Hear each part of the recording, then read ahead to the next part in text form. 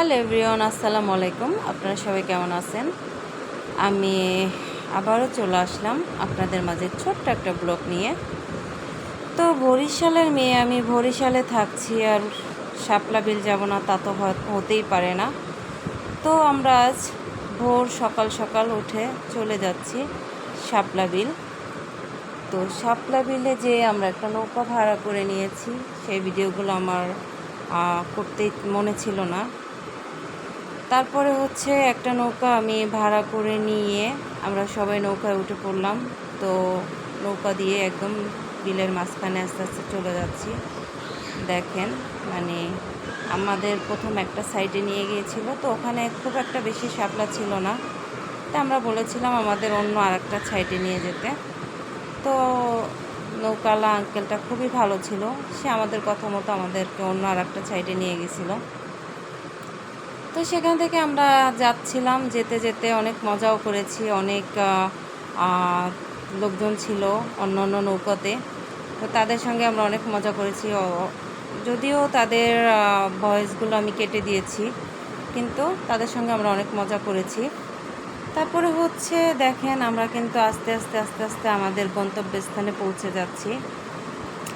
আরেকটা কথা আপনারা যদি কেউ এখানে ঘুরতে যেতে চান, তাহলে অবশ্যই আপনাদের ভোর সকাল সকাল যেতে হবে, কারণ শাপলা ফুলটা রাতে ফোটে আর সকালে 10টার পরে আস্তে আস্তে এটা বন্ধ হয়ে যায়। তো সেক্ষেত্রে আমাদের এই ফুটন্ত শাপলা আমাদের এই ফুটন্ত শাপলা দেখতে হলে আমাদের কি করতে হবে, ভোর সকালবেলা উঠে একদম ঝাঁকঝোঁক করে রেডি হয়ে তারপরে আমাদের শাপলা বিলে চলে আসতে হবে। আর এটা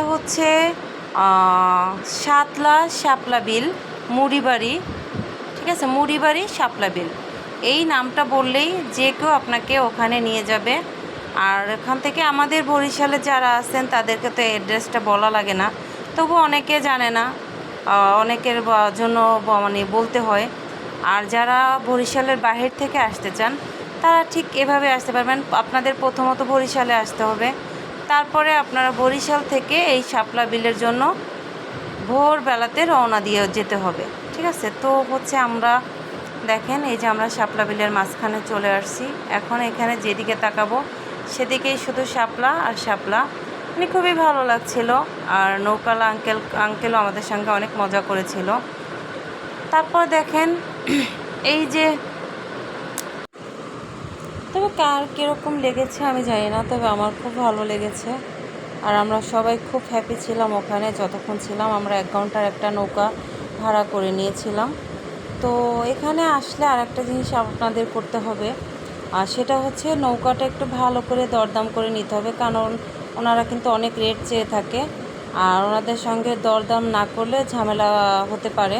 তো সেক্ষেত্রে আপনারা 1 ঘন্টা, 1.5 ঘন্টা, 2 ঘন্টার জন্য আপনারা যেভাবে দরদাম করে নিতে পারেন। যেমন আমরা এই নৌকাটা 500 টাকায় ভাড়া করেছিলাম 1 ঘন্টা, ঠিক আছে। তো আপনারা যদি কেউ আসেন, অবশ্যই এই জিনিসটা মাথায় রাখবেন যে এখানে আসলে নৌকা ভাড়াটা সবসময় মাথায় রাখবেন। নৌকা ভাড়াটা কিন্তু ওনাদের সঙ্গে ভালো করে একদম কন্ট্যাক্ট করে নেবেন।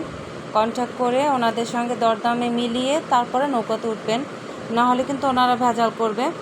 আর ওনাদের সঙ্গে যদি আপনারা ভালো ব্যবহার করেন, অবশ্যই ওনারা আপনাদের অনেক সুযোগ সুবিধা দেবে। যেমন শাপলা তোলার একটা সুবিধা আছে, শাপলা দিয়ে মালা বানিয়ে দেওয়া, ঠিক আছে, মাথার তাজ বানিয়ে দেওয়া, এগুলো কিন্তু ওনারা করে থাকে রীতিমতো।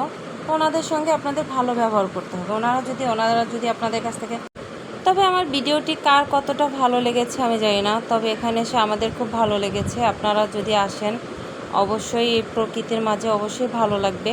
তো যেখান থেকে দেখছেন, আমাকে সাপোর্ট করবেন, আমার ভিডিওটি লাইক, কমেন্ট, শেয়ার করবেন। ধন্যবাদ সবাইকে।